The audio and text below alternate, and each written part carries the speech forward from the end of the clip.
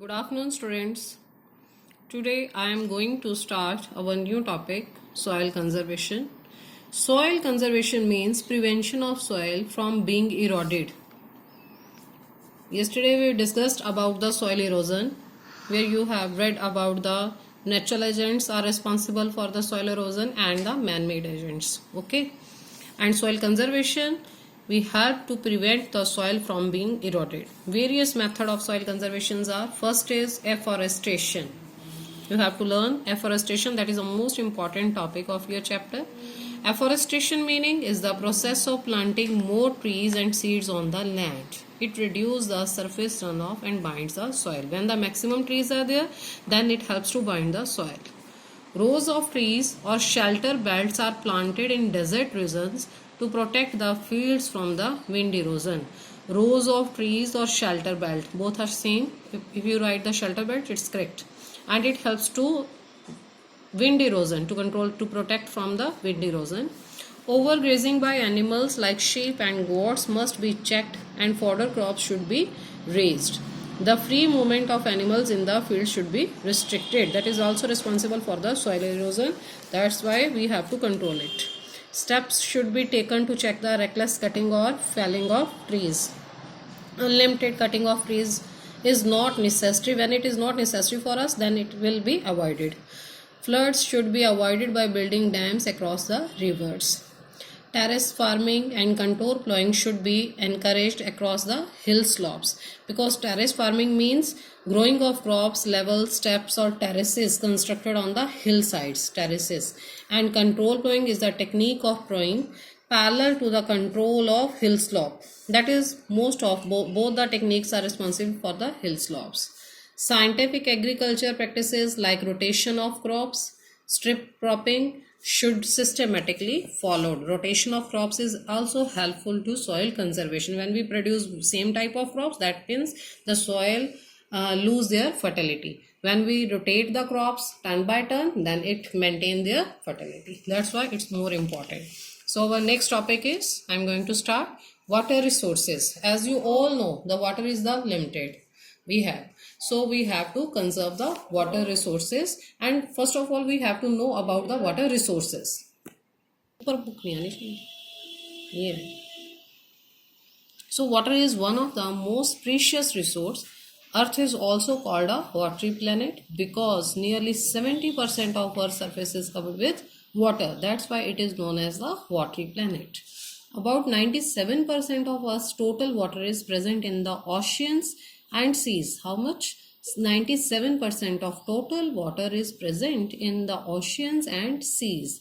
This is saline water which supports incredible biodiversity of marine life, but is not suitable for human consumption or watering crops. As you all know, ocean or sea water is helpful for the biodiversity of marine life, because the maximum, the types of fishes are there, crocodiles, all types of marine insects are there, reptiles are there, but it is not suitable for the human consumption for or watering crops. We cannot consume the water of ocean and seas.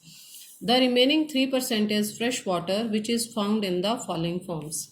And remaining 97% is covered under the ocean and sea, and remaining 3% is fresh water, which we have to use. About in between 0.32% is available in lakes, rivers, atmospheric and soil moisture, etc.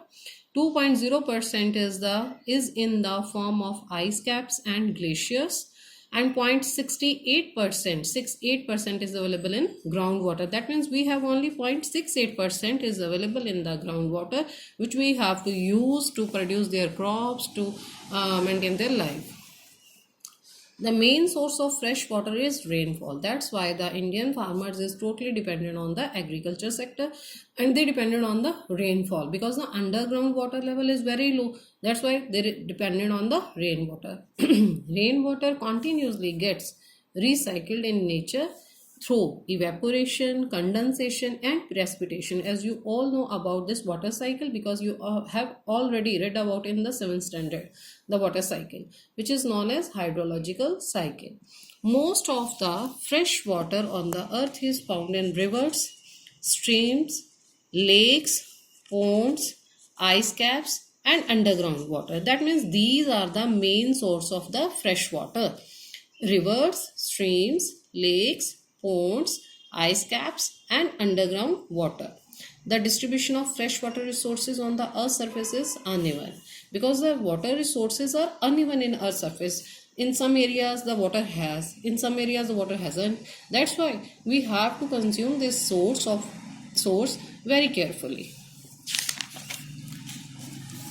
So fresh water is found in abundance at the places which receive heavy rainfall, whereas availability of water is less and areas and where rainfall is low. That means where the rainfall is low, that means water availability is less. Where the rainfall is more, that means water availability is more.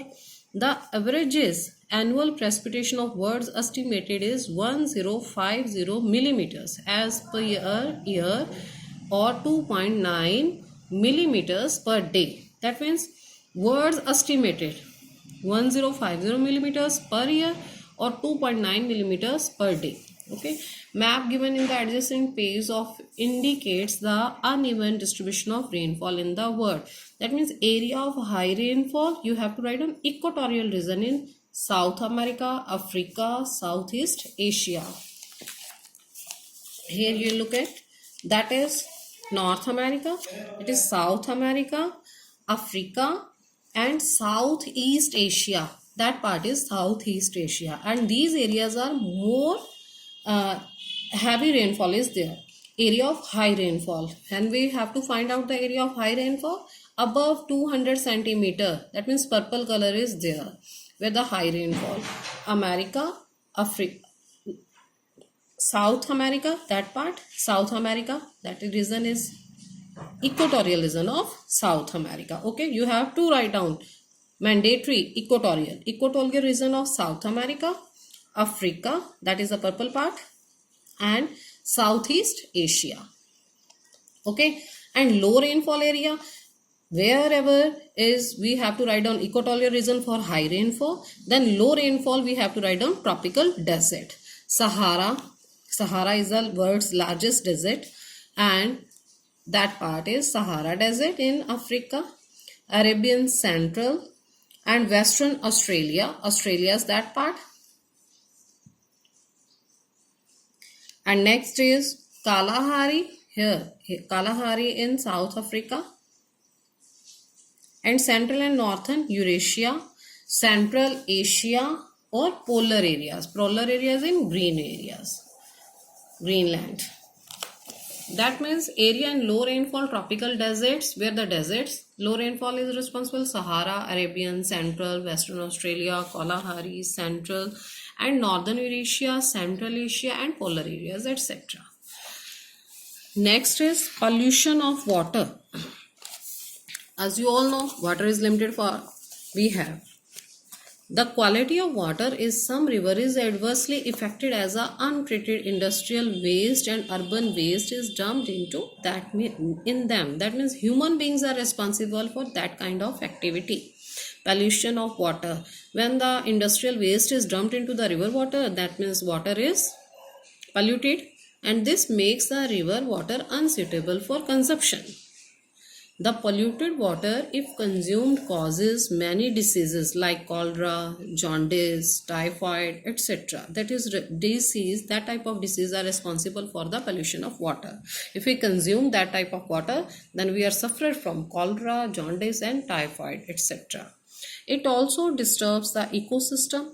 Hence, serious efforts are being made to clean water in the rivers. It disturbs the ecosystem. As you all know, due to the COVID-19 coronavirus, we all are locked down in our homes, and that means it disturbs the ecosystem. Now that's why we haven't go outside the home, we haven't go to the school, and we can't meet each other, and that means it disturbs the ecosystem, and it's a serious matter.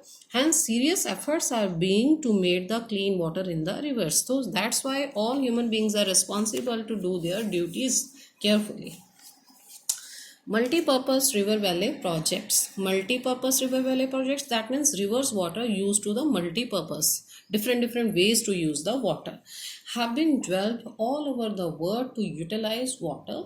These projects serve many objectives at the same time.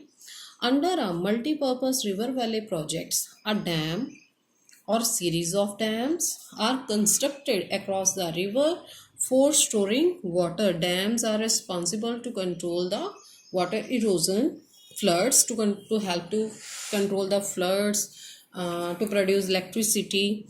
This stored water is used for several purposes such as irrigation. When the water is stored, then it is useful for irrigation, generating by hydroelectricity when we produce the electricity from the water, afforestation, flood control, navigation, etc. All activities when we store the water in dams, then it used for the several purposes.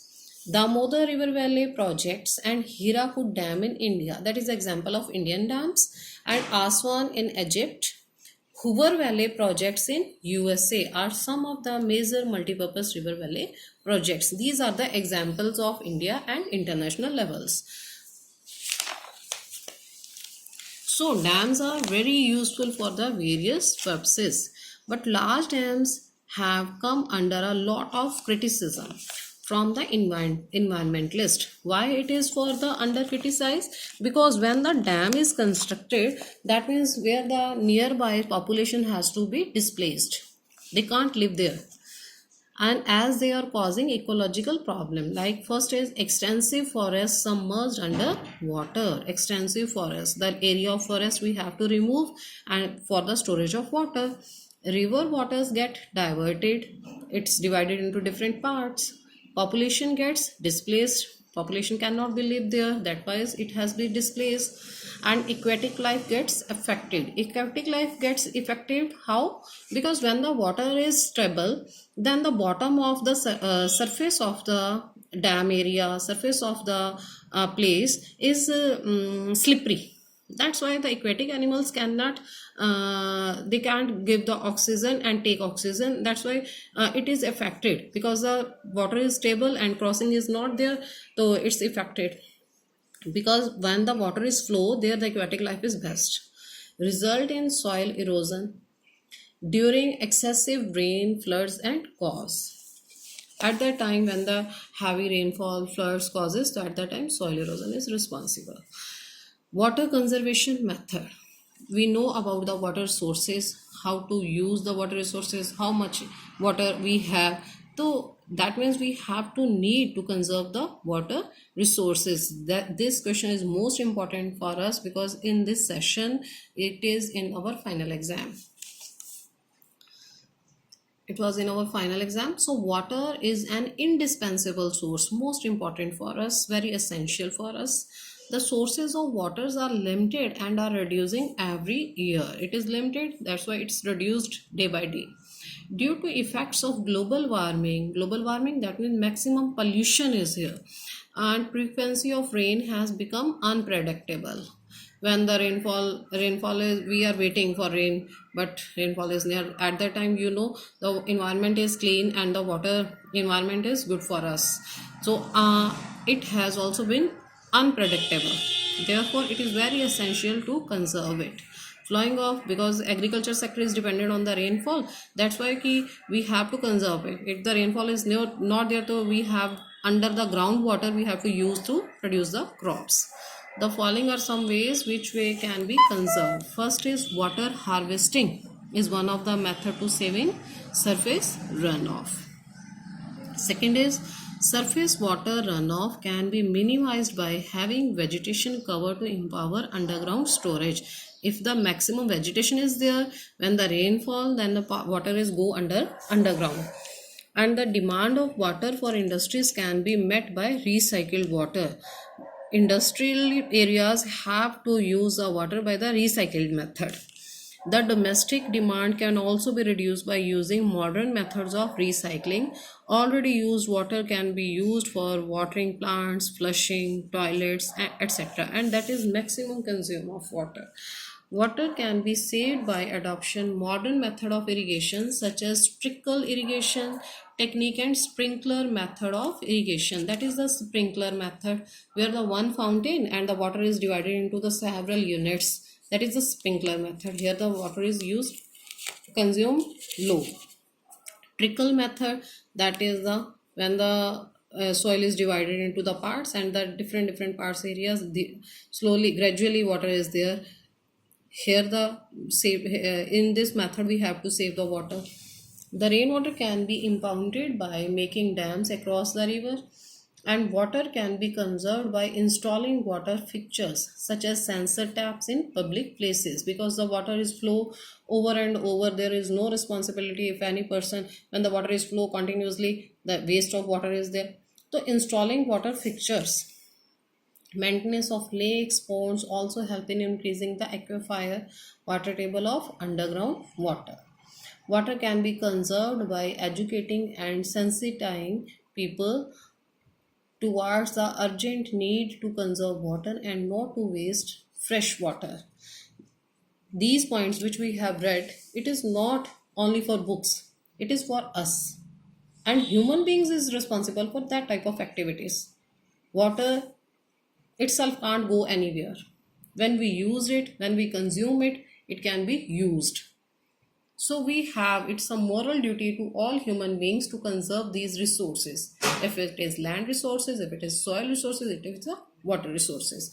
In this chapter, we have totally read about the natural agents, natural sources, natural resources, land, soil and water. You all of you have read this chapter carefully and read about it. Okay, next day I will give you the question answer of this chapter. Thank you.